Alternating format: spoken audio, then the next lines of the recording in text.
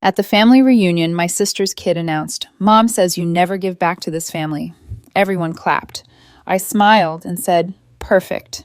Then she won't miss the $200 I cover for her mortgage every month." My sister went pale. And then my sister's daughter, Madison, should have shut her mouth a long time ago. But she just had to say something loud enough for everyone at the reunion to hear. Right as people were starting dessert, 30 people, some I hadn't seen in years, all gathered to celebrate my promotion. The promotion that no one from my sister's side of the family ever really acknowledged. Not because they didn't know, but because if it wasn't about them, they didn't care. Madison thought she was funny, like her mother.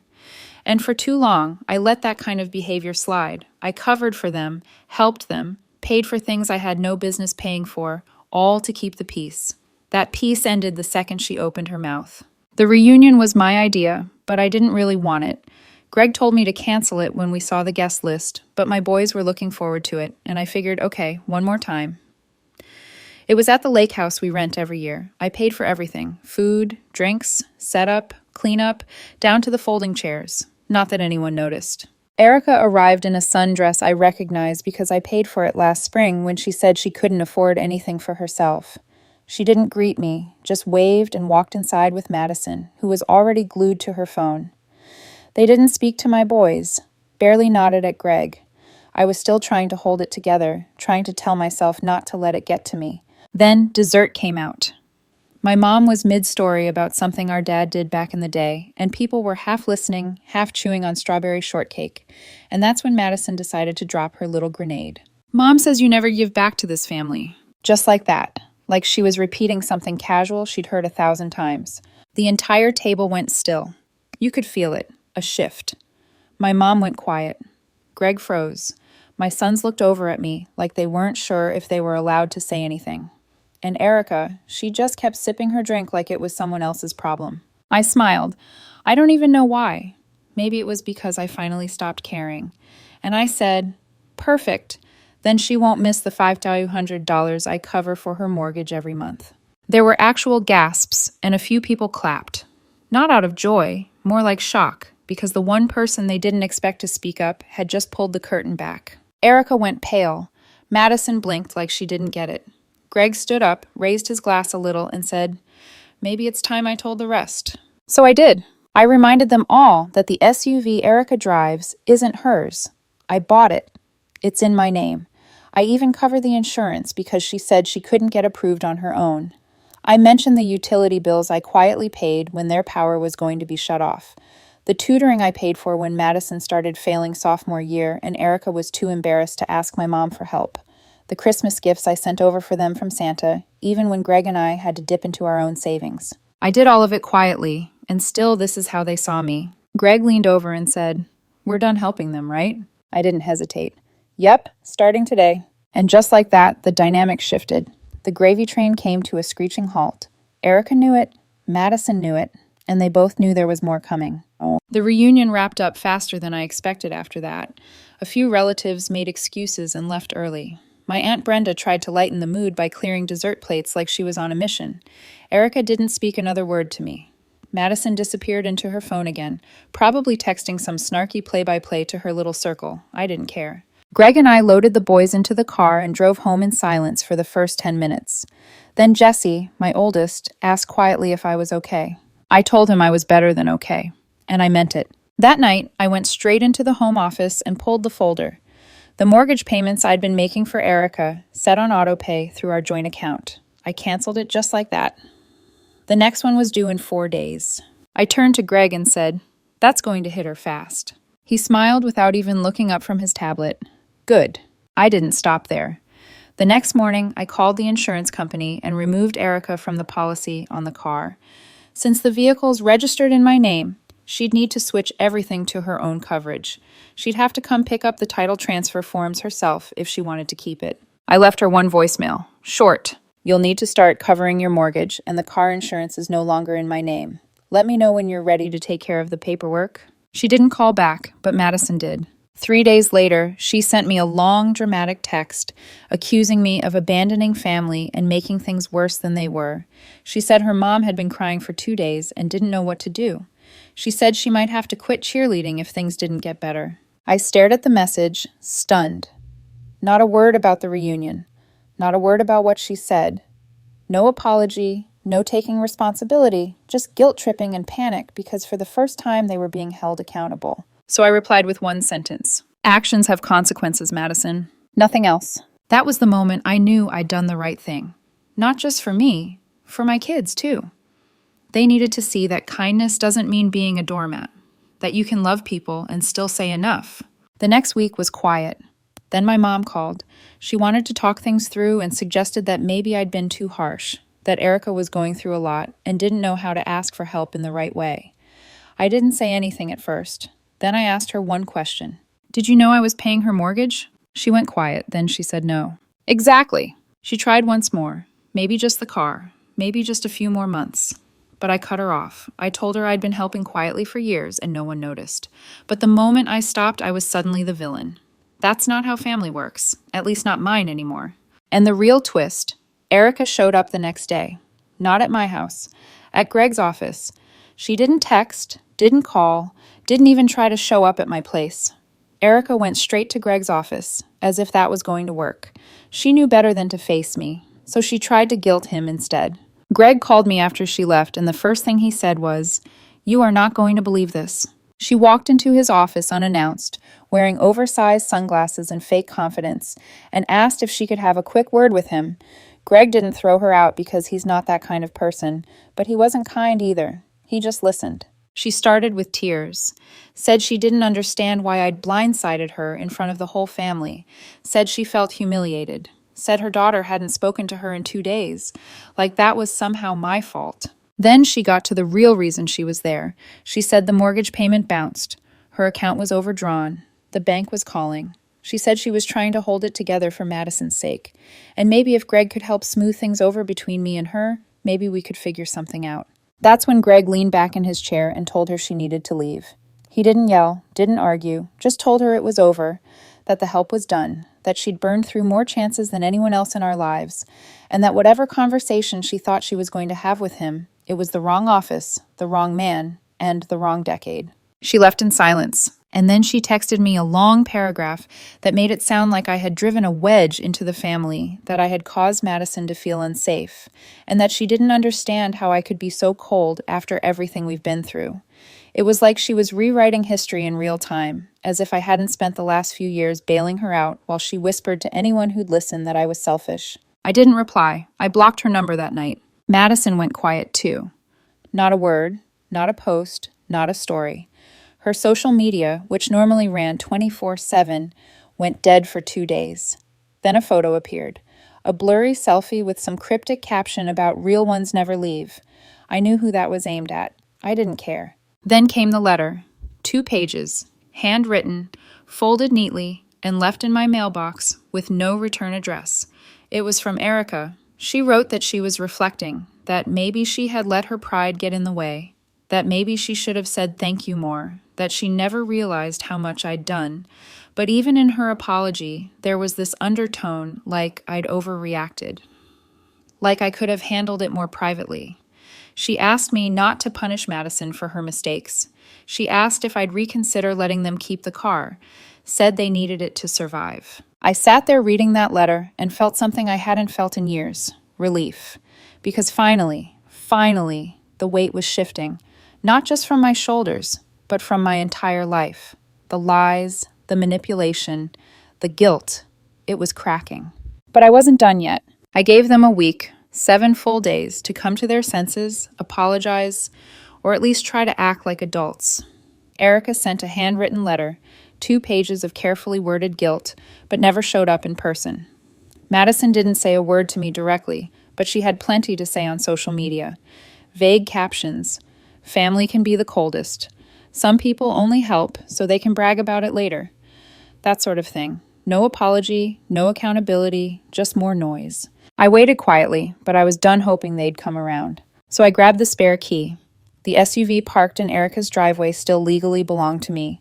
I'd kept it in my name because her credit was shot and I didn't want her defaulting and ruining the lease.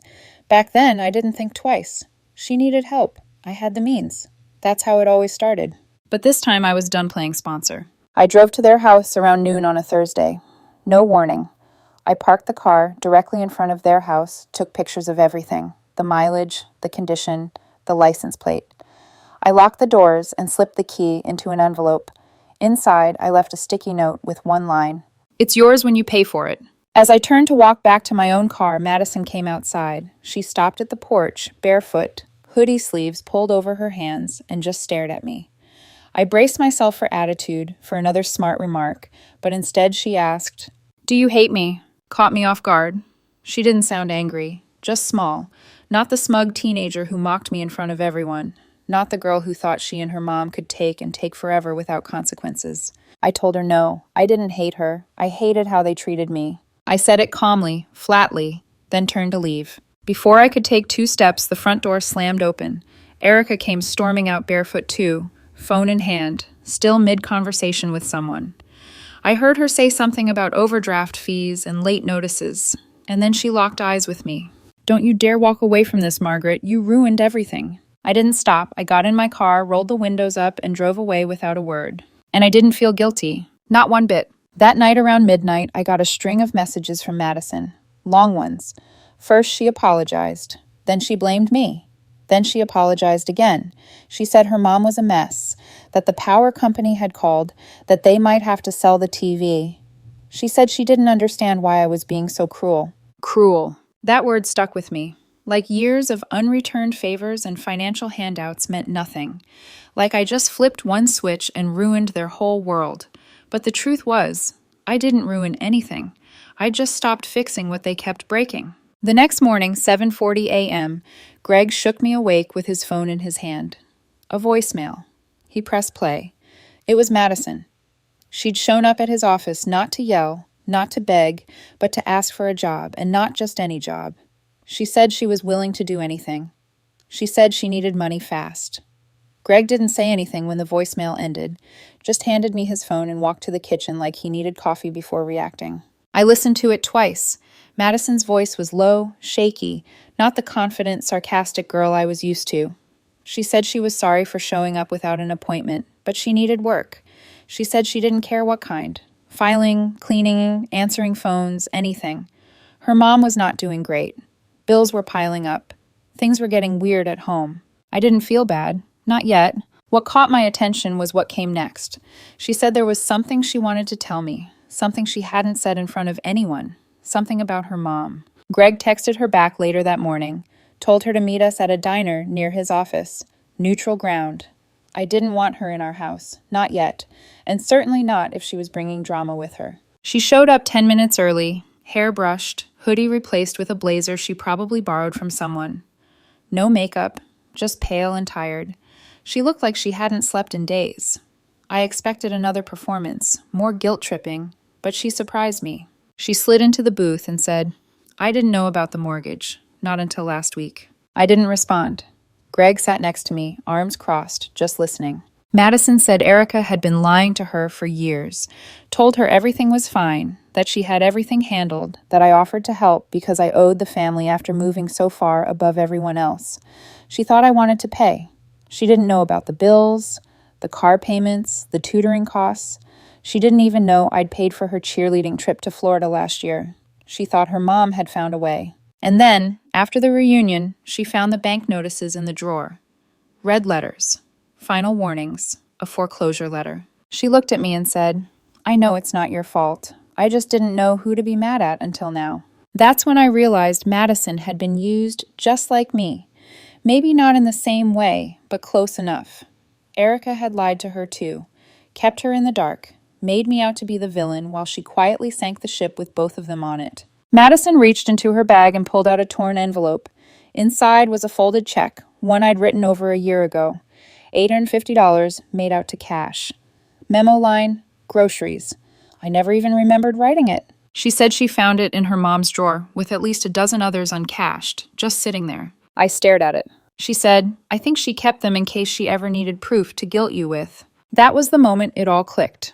Erica never intended to fix anything. She just wanted to keep a record of every favor, every dollar, not to be grateful, but to use. I pushed the check back toward Madison and told her I wasn't hiring family anymore, that if she wanted a job, she'd have to apply somewhere else on her own. She looked crushed, but nodded. No argument, just a quiet, yeah.